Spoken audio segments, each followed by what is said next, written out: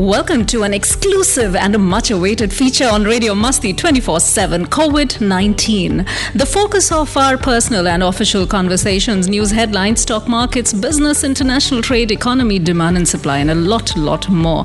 And amidst all that, many countries, as we all know, as a part of the big move where the World Health Organization has declared the outbreak a pandemic, issued travel advisories to contain the spread of COVID-19. And India, on Wednesday, announced the suspension of all tourist visas until April 15th and quarantine the travelers arriving from 7 coronavirus-hit countries as it attempts to contain the spread of COVID-19. India's visa suspension begins today at 12 p.m. GMT, and that's 8 p.m. SGT at the port of departure. That's Friday the 13th. And as Singapore was addressed by Prime Minister Lee Hsien Loong last evening, we have the man of the hour. That's our very own High Commissioner of India to Singapore, His Excellency Mr Jawed Ashraf, with us to share what the current advisory means for all those who have or are planning to be in India from now up till April 15th. High Commissioner Mr Ashraf, welcome to Radio Masti, sir. Thank you. It's a pleasure to be on Radio Masti, although these are very difficult times for all of us. Right. These are extremely difficult and unprepared that we all are to face this. Could you, sir, please share an insight into what the advisory means for us and the highlights around it? Well, I think already mentioned the main points of the advisory. One, of course, that as you've just said, all tourist visas, including the ones that have been issued, will remain suspended from 8 p.m. Singapore time today, that is 13th March, till 15th April, that is as of now. And I must emphasize that this means that the visas are suspended, they're not cancelled. So please hold on to it, and we'll see how the advisory evolves in due course. For HCI holders, and that's important, their visa-free travel is also suspended, which means that if they have any reasons to travel to India, they will also require a visa. Now, to apply for visas, you can't go online anymore, and you have to come to the High Commission in person and apply for the visas. And these will be given in very compelling circumstances. The compelling circumstances really mean, if there are medical emergencies, there are absolutely unavoidable meetings, or there is a tragic incident in the family, let's say a death.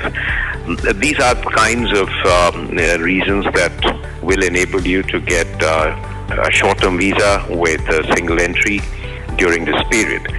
Also, I must emphasize that those who hold international passports, diplomatic passports, working for UN or similar organizations, or have an employment visa or a project visa in India, they will be allowed to travel.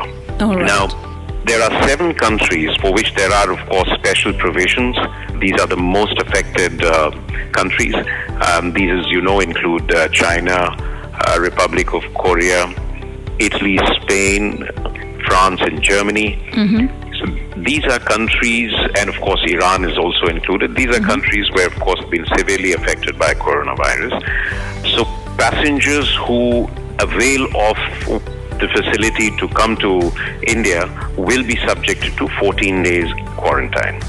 From these countries? From these countries. All right.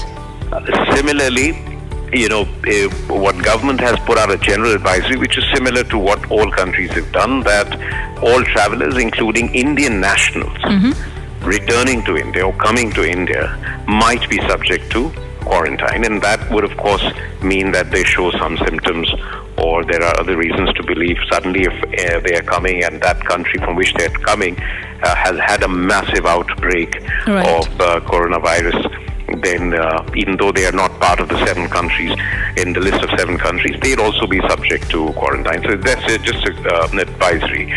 And Indians have been told to refrain from travel to these 7 most affected countries, and in general been advised to defer non-essential travel abroad. Right. So these are strong measures. These have been taken promptly because, as you know, India is a large country. It's densely populated mega cities. There are so many points of entry into India, both by air and land, and also, in fact, by sea. So we've had to take some exceptional measures because these are exceptional circumstances. As you're aware that we've had about 60 cases, and almost the entire recent spurt in these cases has come about through tourists or Indians returning from coronavirus-affected countries. So that brings me to a question, Mr. Ashraf, that as per the information which is available to you, is India well prepared to manage COVID-19 as a pandemic? This is one of the questions that we've got as well from our listeners. No, I think India is well prepared. We have been taking proactive measures right from the time we had the coronavirus outbreak in China. There is a group of ministers that meet regularly. There is a committee of secretaries chaired by the cabinet secretary. They meet very regularly too. They are very cognizant of all the developments around the world. We have been setting up facilities both for quarantine as well as for border checks, for contact tracing, for all the usual protocols that are required in a situation like this. We've deployed our health resources, medical facilities fully to take care of any major outbreak of coronavirus in India. But fortunately, we are at this point of time doing what is a prudent thing to do, which is to take as many preventive measures as possible, including through absolutely strong border controls. Perfect.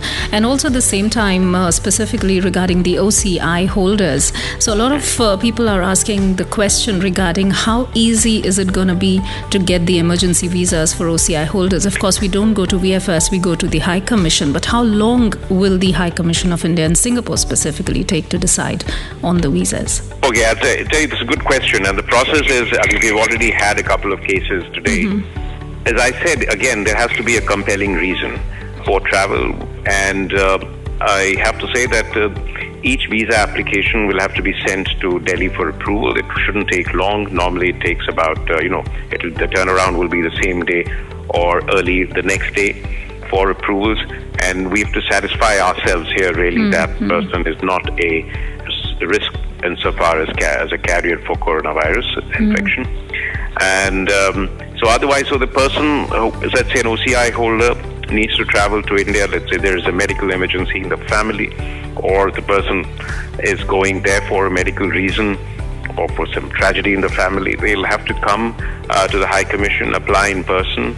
We will get the approval, looking at satisfying ourselves with the documents or with the person. Say, I know that in the case of a death, you're not going to be able to produce a death certificate or something. We take those things at face value. We're not going to question them and ask for, death certificates or to be brought from India in order to process this. These are sometimes humanitarian situations, and we'll be cognizant of it. We'll have to satisfy ourselves that the need is indeed genuine, but we will have to take permission from the Ministry of External Affairs to issue the visa. But I can assure you that we will be doing it with great speed, and so that person doesn't have to wait too long in order to get the visa. And in some cases, we will try and get it on phone right away. Understand. And also at the same time, I think the message out there is that we have to be self-vigilant, we have to be responsible, and of course cut down on non-essential travel as far as possible, because we do want to, end of the day, reach the same objective, which is containing the spread, right? So thank you so much, Mr. Ashraf, for joining us on Radio Masti 24/7. Is there anything else that you would like to highlight to our listeners and of course the Indian diaspora out there that I might have missed out? I think thank you very much for this conversation. Radio Masti itself been playing a very responsible role with the Indian diaspora here and beyond the shores of Singapore. So it is important to highlight some of the issues surrounding travel restrictions in India due to this current situation. I'd only say this, as everyone else has said, that we have to just be careful. We have to also be responsible in our behavior, which means that we observe all the do's and don'ts that all governments and all health experts have been advising.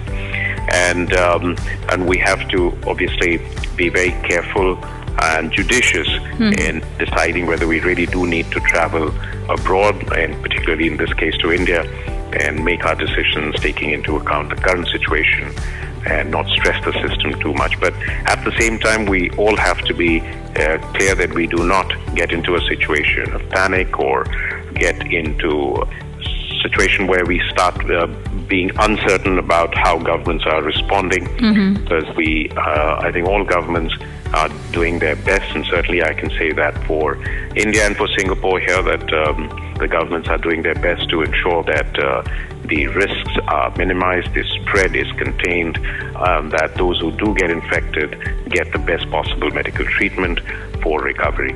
So in short, we have to be careful and responsible to ourselves and to others, and at the same time not get into a situation of being either very panicky or sometimes even hoarding things that we obviously don't need to. Perfect. So just go about things in as normal a way as possible. Yeah, absolutely. That's a man of the hour, I would say, Mr. Jawed Ashraf, Indian High Commissioner to Singapore. Stay safe, sir. Thank you so much for joining us once again. Right. Thank you. Thank you. All right. And just to make sure that we continue with our conversations and, of course, keep you posted that this conversation is going to be as a part of our podcast on Radio Masti 24/7, the app, as well as on our social media, and is going to be broadcast over the weekend as well to reach as many listeners and assist the High Commission of India in Singapore in spreading the message clearly to the Indian diaspora. If you have any questions, of course, you can text them to us at 91518963. That's the telephone number. Stay safe, everybody. This is a phase. It's soon going to go away and be a thing of the past.